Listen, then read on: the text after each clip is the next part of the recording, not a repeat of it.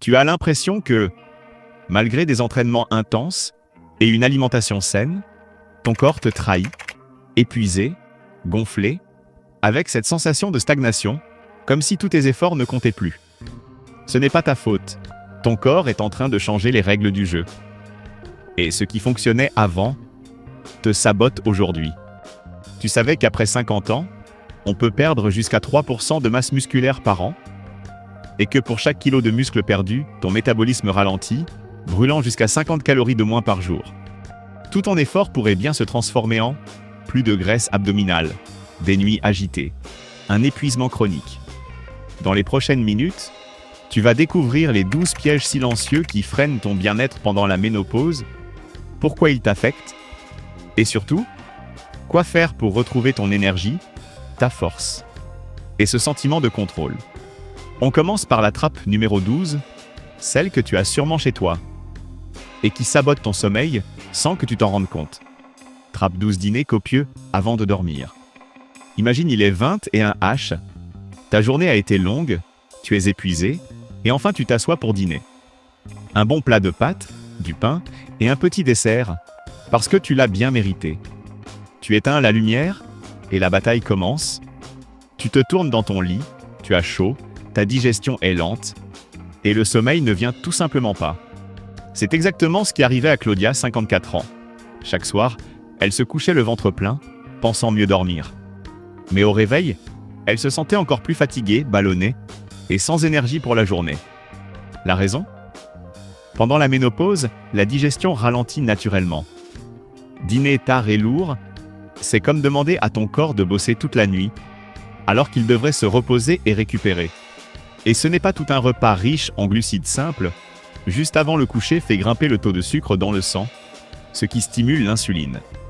Résultat, ta production naturelle de mélatonine, l'hormone du sommeil, est perturbée, et ton corps est poussé à stocker de la graisse, surtout au niveau du ventre.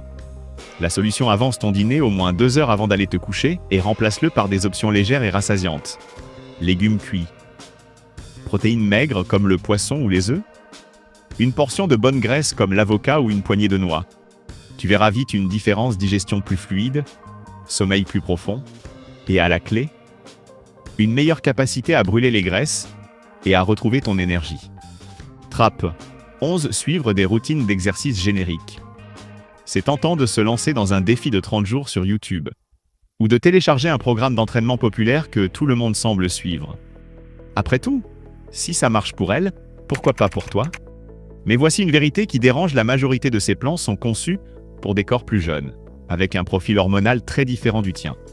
Des corps qui ont encore un bon taux d'œstrogène, de testostérone, et une récupération plus rapide. Et si tu es en pleine ménopause, ce n'est plus ton cas. C'est exactement ce qui est arrivé à Véronique, 51 ans. Elle a suivi un programme d'exercice à haute intensité, 6 jours par semaine. Elle a réduit ses calories, et au début, elle était super motivée. Mais très vite, la fatigue est apparue, puis l'insomnie, les ballonnements, et plus aucun progrès. Le problème, ce n'était pas son manque d'effort. C'était le programme. Pendant la ménopause, ton corps a besoin d'une stratégie différente, de la musculation ciblée, plus de mobilité, et surtout, plus de récupération. Moins de quantité, plus de qualité. Un rythme qui respecte tes besoins physiologiques actuels. Suivre un programme adapté à ta phase hormonale ne protège pas seulement ton énergie et ton métabolisme. Ça évite les blessures, améliore ton humeur et amplifie tes résultats réels. Alors la prochaine fois que tu verras une vidéo, perce 10 kilos en 30 jours. Demande-toi, est-ce que ce programme est fait pour moi, ou pour une version de moi qui n'existe plus ? Trappe d'y croire qu'un verre de vin par jour est inoffensif. Après une journée épuisante, un petit verre de vin semble presque thérapeutique. Mais ce que beaucoup de femmes ignorent, c'est que pendant la ménopause, même de petites quantités d'alcool peuvent avoir un impact bien plus grand que tu ne l'imagines. Pourquoi ? Parce qu'avec la chute des estrogènes, ton foie ne traite plus les toxines avec la même efficacité. Et cela inclut l'alcool. Ce qui était autrefois un verre innocent peut désormais entraîner des troubles du sommeil, des bouffées de chaleur nocturnes plus intenses, une augmentation du cortisol, l'hormone du stress, des pics de glycémie qui génèrent des fringales et du stockage de graisse abdominale. Et ce n'est pas tout, l'alcool interfère avec la synthèse des protéines, donc il freine ta capacité à construire et maintenir ta masse musculaire. Et ça, pendant la ménopause, c'est une très mauvaise nouvelle. Moins de muscles, le métabolisme ralentit, plus de graisse stockée, plus de fragilité. Que faire alors? L'idéal serait d'éliminer complètement l'alcool. Mais si ce n'est pas réaliste pour toi, réduis ta consommation à 2 ou 3 verres maximum par semaine. Tu verras la différence dans ton sommeil, ta digestion, ton énergie et même ton ventre. Trapp 9 penseur que s'entraîner tous les jours est la solution. On t'a peut-être dit que plus d'exercice, plus de résultats. Mais pendant la ménopause, cette équation ne tient plus. En fait, elle peut même se retourner contre toi. T'enchaîner les séances de sport intenses, sans récupération, c'est forcer ton corps à rester en état de stress chronique. La cause principale? Le cortisol. Cette hormone déjà élevée pendant la ménopause grimpe encore plus avec des entraînements extrêmes, surtout si tu ne laisses pas ton corps récupérer. Et le résultat? Fatigue constante, douleurs articulaires, insomnie. Graisse abdominale, pas parce que tu manges plus, mais parce que ton corps se met en mode alerte. C'est ce qui est arrivé à Laura, qui s'entraînait chaque jour avec discipline. Elle a fini par se rendre compte que plus elle s'entraînait, plus elle régressait, plus de douleur, plus de fatigue, plus de frustration. Et ce n'est pas parce que son corps lâchait prise. C'est parce qu'il lui demandait de l'aide. La solution entraîne-toi avec stratégie, pas avec désespoir. Inclus 2 ou 3 jours de repos total par semaine. Mise sur des séances de force, de mobilité, plus courtes mais efficaces. L'objectif, ce n'est pas de t'épuiser, c'est de t'équilibrer. Ton corps ne demande plus à être puni. Il a besoin de stimuli intelligents. Trapp 8 faire du sport à jeun tôt le matin. Pendant des années, s'entraîner à jeun a été vu comme la méthode magique pour brûler les graisses, surtout tôt le matin. Mais qu'en est-il après 40 ans? Ce qui fonctionnait avant peut maintenant jouer contre toi. Le matin, ton corps a naturellement un taux élevé de cortisol, l'hormone du stress. Et si tu fais du sport intense sans avoir mangé, tu fais monter ce taux encore plus. Ce pic de cortisol, combiné à un faible taux de glucose, est une recette parfaite pour le chaos hormonal. Tu te sens faible, étourdi. Ton corps passe en mode alerte et commence à stocker des graisses au lieu de les brûler. La résistance à l'insuline augmente. Les fringales intenses arrivent plus tard dans la journée. C'est ce qu'a vécu Paula, 51 ans, qui ne jurait que par son cardio à jeun. Mais après des mois de fatigue, d'anxiété et de graisse abdominale qui ne partaient plus, elle a compris que quelque chose clochait. La solution: entraîne-toi plus tard dans la journée, idéalement après le petit déjeuner ou une petite collation. Et si tu ne peux pas décaler ton horaire, mange quelque chose avant de bouger. Un corps bien nourri répond mieux. Et pendant la ménopause, le bon carburant fait toute la différence entre progresser ou stagner. Trapp 7 ne faire que du cardio et éviter la musculation. Si le cardio est ta seule forme d'exercice, il est temps de revoir ta stratégie. Surtout maintenant, à un moment où ton corps a besoin de toute autre chose. Le muscle est ton meilleur allié pendant la ménopause. C'est ton central énergétique, ton bouclier contre la résistance à l'insuline et la clé pour maintenir un métabolisme actif. Mais le cardio, s'il est fait en excès et sans musculation, accélère la perte musculaire. Et sans muscle, ton corps brûle moins de calories, même au repos. Linda, 54 ans, marchait 1 heure chaque jour. Elle n'a jamais touché un haltère. Résultat, moins d'énergie, une graisse tenace qui ne partait pas, et une fatigue constante. Ce n'est pas que le cardio soit mauvais. Il est utile pour la santé cardiovasculaire. Mais il est insuffisant. Et quand il devient ta seule arme, il te laisse vulnérable. Le changement à faire ajoute au moins 2 séances hebdomadaires de musculation. Pas besoin de soulever des poids énormes, des bandes élastiques, ton propre poids corporel ou des haltères légers suffisent. Si tu t'y tiens avec intention et régularité. En plus de t'aider à conserver ta masse musculaire, ce type d'entraînement améliore la densité osseuse, régule tes hormones et renforce ton estime de toi. Il ne s'agit pas de bouger plus, mais de bouger mieux, avec un vrai objectif. Trapp 6 manger trop peu ou sauter des repas pour contrôler ton poids. Cela peut sembler logique: si tu prends du poids, tu dois manger moins, non? Et pourtant, c'est l'un des pires pièges pendant la ménopause. Sauter des repas ou réduire drastiquement les calories ne te rendra pas plus mince. Cela te rendra plus faible, plus anxieuse et provoquera des fringales incontrôlables. Ton corps passe alors en mode survie. Le métabolisme ralentit, le cortisol grimpe, et tout ce que tu manges est stocké en graisse. C'est ce qui est arrivé à Marcella, 52 ans. Elle a commencé un régime à 1000 calories par jour. Les premiers jours, elle a perdu un peu de poids. Mais très vite sont arrivés l'insomnie, les vertiges, la chute de cheveux et un effet rebond brutal. Son corps réclamait de l'énergie et son métabolisme était complètement bloqué. Pendant la ménopause, tes hormones sont déjà déséquilibrées.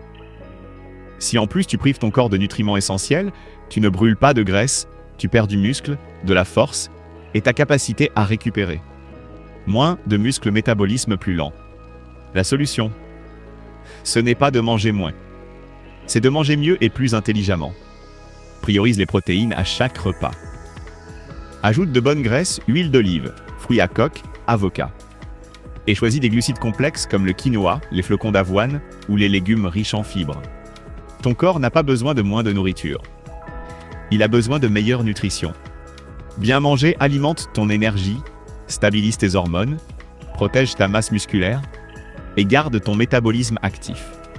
Oui, tu peux perdre de la graisse pendant la ménopause, mais pas en ayant faim, en donnant à ton corps ce dont il a besoin pour se sentir en sécurité, fort et en équilibre. TRAP 5. Ignorer l'inflammation silencieuse et les douleurs persistantes. Un peu de raideur au réveil. Des gènes dans les articulations en fin de journée. Des douleurs dans le bas du dos ou dans les genoux quand tu bouges. Ça te parle ? Beaucoup de femmes banalisent ces symptômes, pensant que c'est lié à l'âge ou à l'entraînement. Mais c'est une erreur dangereuse, car cette douleur silencieuse est le langage de ton corps. Et très souvent, il te dit « je suis enflammé ». Avant la ménopause, les œstrogènes aidaient naturellement à contrôler l'inflammation. Mais quand leur niveau chute, le corps perd une partie de cette protection. Ce qui était autrefois une gêne passagère devient une inflammation persistante. C'est exactement ce qu'a vécu Rosa, 56 ans. Elle a continué à s'entraîner, malgré une douleur à la hanche, pensant qu'il fallait tenir bon. Mais la douleur s'est propagée au dos. Avec elle sont venues l'insomnie, la fatigue et une sensation de vidage constant. L'inflammation chronique ne se contente pas de te freiner. Elle sabote ta récupération, ton énergie, ta digestion et favorise le stockage de graisse abdominale. La bonne nouvelle, tu peux la réduire avec des changements simples. Écoute ton corps. Si quelque chose fait mal de façon récurrente, ne l'ignore pas. Adapte ton entraînement. Privilégie la mobilité, le repos, le renforcement doux. Côté alimentation, élimine les produits ultra transformés, le sucre excessif, les farines raffinées. Ajoute des aliments anti-inflammatoires curcuma, gingembre, légumes verts à feuilles, poissons gras eau. Et justement, en parlant d'eau, passons à la trappe suivante, invisible mais essentielle. Trappe 4. Ne pas boire assez d'eau. Tu te dis souvent « Je sais que je dois boire plus d'eau ». Et pourtant, les heures passent et tu n'as bu qu'un demi-verre. Pendant la ménopause, bien s'hydrater n'est plus un simple conseil santé. C'est une nécessité urgente. Quand les œstrogènes chutent, ton corps devient moins efficace pour retenir l'eau. Tu peux donc être déshydraté sans le savoir. Les signaux ? Fatigue persistante. Maux de tête. Peau terne, digestion lente, cramps, ballonnements, métabolisme ralenti. Et on ne parle pas seulement de boire quand tu as soif. La soif est un signal trop tardif. Il faut anticiper. C'est ce qu'a compris Myriam, 52 ans, en portant une bouteille d'eau partout. Avant, elle finissait ses entraînements épuisés, avec des fringales. Elle pensait avoir besoin de manger plus, mais son corps réclamait de l'eau. En buvant 1 litre de plus par jour, son énergie a augmenté, sa digestion s'est régulée et les ballonnements ont diminué. Elle a dit « C'est comme si on m'avait rechargé de l'intérieur ». Et ce n'est pas juste de l'eau, ajoute des électrolytes naturels comme une pincée de sel marin ou du citron. Souviens-toi, ton corps est composé à 70% d'eau et pendant la ménopause, chaque cellule a besoin de ce carburant invisible. Ta prochaine meilleure décision pourrait se trouver dans un simple verre d'eau. Trappe 3. Négliger la santé du plancher pelvien et du centre-corps. On en parle peu, mais on le ressent. Fuite urinaire quand tu tousses ou sautes. Ventre tombant même sans surpoids. Douleur lombaire. Sensation de faiblesse interne. Tout cela a souvent un point commun, un plancher pelvien affaibli et un corps déconnecté. Pendant la ménopause, la chute des œstrogènes affecte le tonus musculaire profond. Ces muscles invisibles, que tu ne vois pas dans le miroir, soutiennent ton corps de l'intérieur. C'est ce qu'a découvert Elena, 55 ans. Elle ressentait un inconfort chaque fois qu'elle faisait du sport ou riait. Au début, elle a ignoré, pensant que c'était normal avec l'âge. Puis elle a commencé à éviter de bouger par peur. Sa qualité de vie s'est dégradée, sans qu'on lui explique pourquoi. Et voici le point crucial, ce n'est pas irréversible. Avec des exercices spécifiques comme les Kegel, la respiration diaphragmatique et l'activation du corps profond, il est possible non seulement d'arrêter cette faiblesse, mais de la renforcer. Imagine, pouvoir soulever sans crainte, rire sans gêne, sentir ton ventre te soutenir au lieu de te tirer vers le bas. Ton corps est ton centre de puissance. Et plus que jamais, il a besoin de ton attention. Trappe 2 vivre en mode multitâche constant, sans véritable pause. Dans un monde où tout va vite, où l'on a l'impression qu'il n'y a jamais le temps de s'arrêter, beaucoup de femmes vivent comme si elles devaient tout gérer: travail, famille, couple, maison, entraînement. Et en plus, les changements liés à la ménopause. Mais ce qui était autrefois normal, vivre en mode automatique, sans repos mental, peut aujourd'hui devenir ton ennemi silencieux. Le stress chronique, même si tu ne le remarques pas, garde ton système d'alerte activé 24 heures sur 24. Et cela a un nom: cortisol élevé en permanence. Les conséquences: fatigue des glandes surrénales, troubles du sommeil, stockage de graisse abdominale, troubles de la mémoire à court terme, sauts d'humeur, irritabilité, anxiété. C'est ce qu'a vécu Teresa, 56 ans. Elle ne s'arrêtait jamais. Même quand elle se reposait, elle ne se déconnectait pas vraiment. Son esprit restait actif à planifier, résoudre, anticiper, et son corps a fini par présenter la facture. Elle se sentait épuisée en permanence, dormait mal, et n'arrivait pas à perdre du poids malgré tous ses efforts. La solution n'est pas de tout abandonner. C'est d'apprendre à créer de vraies micro-pauses dans ta journée, 10 minutes de respiration consciente, une promenade sans téléphone, un bain sans distraction, dire non sans culpabilité, méditer, t'étirer, ou ne rien faire sans devoir le justifier. Pendant la ménopause, le soin de soi n'est pas un luxe. C'est une stratégie hormonale. Tu n'as pas besoin d'en faire plus. Tu dois apprendre à lâcher prise, parce qu'un corps stressé ne brûle pas de graisse. Un corps détendu, oui. Trappe à ignorer les signaux internes de ton corps et continuer comme si de rien n'était. C'est peut-être la plus dangereuse de toutes. Non pas parce qu'elle est la plus évidente, mais parce qu'elle est la plus silencieuse. Ignorer les signaux que t'envoie ton corps, c'est comme baisser le son de l'alarme incendie et continuer comme si tout allait bien. Pendant la ménopause, ton corps change profondément. Et il ne te parle pas seulement physiquement. Il t'envoie des messages quand il est fatigué, quand il est enflammé, quand il a besoin de plus de sommeil, de bouger autrement, de mieux se nourrir, ou, simplement, de s'arrêter. Mais beaucoup de femmes, par habitude, culpabilité ou déconnexion, ignorent ces signaux. Elles se disent « tout cela est normal. J'exagère. Je dois juste tenir un peu plus. » Et cette déconnexion crée un cercle vicieux, plus de fatigue, plus de frustration, plus de symptômes, moins de résultats. Mariella, 55 ans, en est venue à penser que son corps avait abandonné. Mais non. Son corps ne lâchait pas. Il lui demandait simplement de changer de stratégie. Parce que la ménopause n'est pas la fin de quoi que ce soit. C'est une transition. Et aussi une opportunité. Une opportunité de te reconnecter, de te soigner avec intelligence, de te traiter avec compassion, et de prendre des décisions basées sur le respect, pas sur la pression. La solution ? Écoute plus, exige moins. Adapte ton alimentation et ton repos en fonction de ce que tu ressens vraiment. Choisis des entraînements qui te font du bien, pas seulement ceux qui brûlent. Priorise ce qui te nourrit physiquement et émotionnellement, car ton corps n'est pas cassé. Il a simplement besoin que tu l'écoutes avec des oreilles neuves et que tu apprennes à t'entraîner avec lui, pas contre lui. Et voilà. Nous venons de révéler les 12 pièges silencieux qui peuvent saboter ton énergie, ta progression et ton bien-être pendant la ménopause. Si l'un de ces pièges t'a fait dire « c'est moi », sache que tu n'es pas seul. Des milliers de femmes vivent la même chose, croyant qu'elles échouent, alors qu'en réalité, elles ont juste besoin d'une nouvelle stratégie plus consciente, plus féminine, plus réaliste.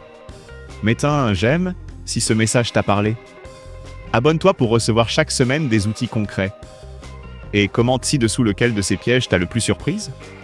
Lequel vas-tu commencer à changer dès aujourd'hui? Souviens-toi, il ne s'agit pas de lutter contre ton corps, mais d'apprendre à travailler avec lui. Et je serai là, à chaque étape, pour t'accompagner. C'est ça, la vitalité après 40 ans. Et ce n'est que le début.